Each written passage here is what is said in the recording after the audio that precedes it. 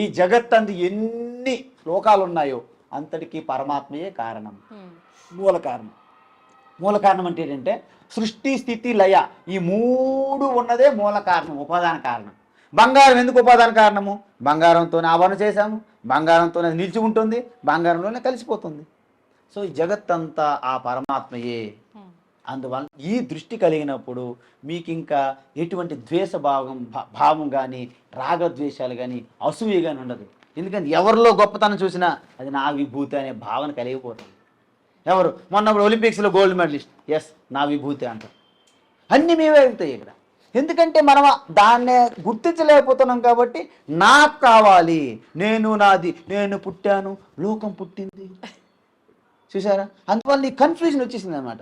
అరే నీకంటే లోకం లేదు, నువ్వు లోకంలో పుట్టలేదు, నీలో లోకం పుట్టింది. అది తెలియాలి మనం. అందుకే మనం ఏమనుకుంటాము, దేవుడు నా శరీరంలో ఉన్నాడు. నీ శరీరంలో మండిపోను. అసలు పరమాత్మలో శరీరం ఉన్నది, శరీరంలో పరమాత్మ ఉండడం ఏంటి అంటే ఆరంభం అంటారు దాన్ని. అందుకే మనకి ఇవన్నీ ఎలా చెప్తారమ్మా అంటే, మనం స్లాబ్ వేసేటప్పుడు ఆధారంగా కొన్ని వేస్తాం మనం, ఇసుక అన్నీ. నేను ఎప్పుడు తీయనంటే ఇసుక పడుతుంటుంది భోజనం చేసినప్పుడు, అది ఓకేనా వద్దు అని తీసేసే.